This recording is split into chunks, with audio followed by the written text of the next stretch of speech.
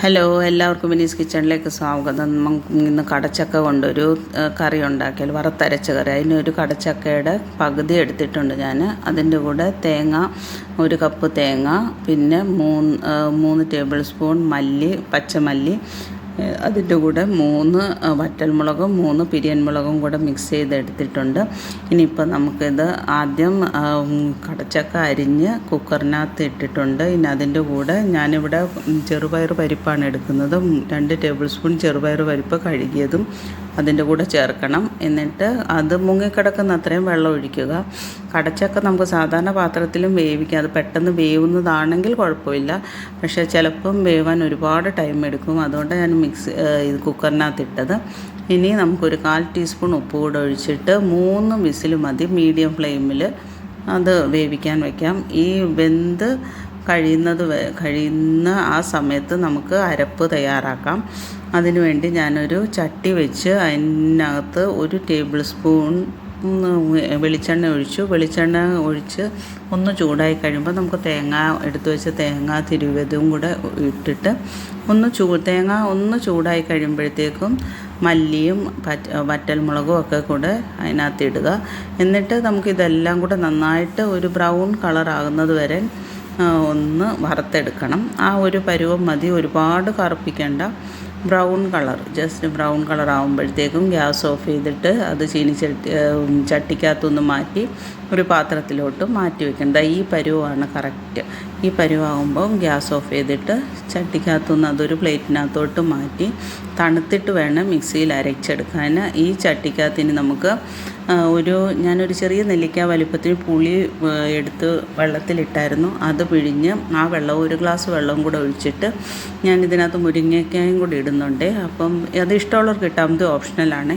ഒരു മുരിങ്ങയ്ക്ക അരിഞ്ഞതും കൂടി ഇട്ട് അത് വേവിക്കാൻ വെക്കാം. ആ സമയത്ത് നമുക്ക് തേങ്ങ വറുത്തത് എല്ലാം ഇപ്പം ചൂടൊക്കെ മാറിക്കാണും. നമുക്കത് മിക്സിയിലിട്ടൊന്ന് അരച്ചെടുക്കണം. വെള്ളം ഒട്ടും ഒഴിക്കണ്ട, നന്നായിട്ട് എണ്ണ തെളിയും. നമുക്ക് അരച്ചെടുക്കാതെ അരച്ചെടുക്കുമ്പോൾ നന്നായിട്ട് എണ്ണ തെളിഞ്ഞ് അതാണ് കറക്റ്റ് പരുവം. ഇതാണ് കറക്റ്റ് പരുവം. എണ്ണയൊക്കെ തെളിഞ്ഞിട്ടുണ്ട്. ഇനി ഇത് മാറ്റി വെച്ചിട്ട് നമുക്ക് കുക്കറിനകത്ത് വേവിച്ച് വെച്ച് അത് ഒന്ന് തുറന്ന് അപ്പോഴത്തേക്കും അതിൻ്റെ പ്രഷറൊക്കെ മാറി ഈ ഒരു പരുവത്തിന് വേവിച്ചെടുക്കണം. ഇനി നമുക്ക് അപ്പോഴത്തേക്കും നമ്മുടെ ചട്ടിക്കകത്തെ മുരിങ്ങയ്ക്ക വെന്ത് കാണും, പകുതി മുക്കാലും വെന്ത് കാണും. അപ്പോൾ ആ സമയത്ത് നമുക്ക് ഇതും കൂടെ അതിനകത്തോട്ട് ഇട്ടിട്ട് കുക്കറിനകത്തുനിന്ന് കടച്ചക്ക വേവിച്ചതും ചെറുപയർ പരിപ്പും ഒക്കെ വെന്ത് ആ മിക്സ് കൂടെ ചേർത്തിട്ട് കുക്കർ ഒന്ന് ചൂടുവെള്ളം ഒഴിച്ചൊന്ന്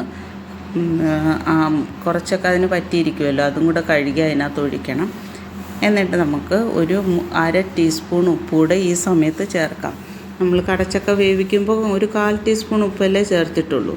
1/4 ടീസ്പൂണൊന്നും പോരാ. അപ്പം 1/2 ടീസ്പൂണും കൂടെ ഉപ്പ് ചേർത്ത് നന്നായിട്ട് ഇളക്കി കൊടുത്ത് അതൊരു 10 മിനിറ്റ് വേവിക്കാൻ വെക്കണം. വേവിക്കാനല്ല, ആ പുളി എല്ലായിടത്തും അതൊക്കെ കൂടെ ഒന്ന് മിക്സ് ചെയ്യാൻ വേണ്ടിയാണ്.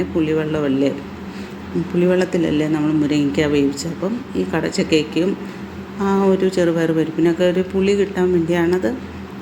അതും കൂടി ഇട്ട് ഒരു 10 മിനിറ്റ് വേവിക്കാൻ പറഞ്ഞത്.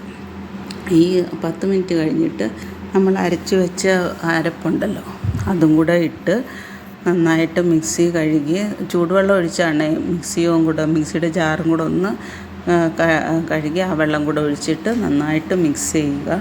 നല്ലൊരു കറിയാണ്, വലിയ പാടൊന്നുമില്ല, പെട്ടെന്നുണ്ടാക്കാം.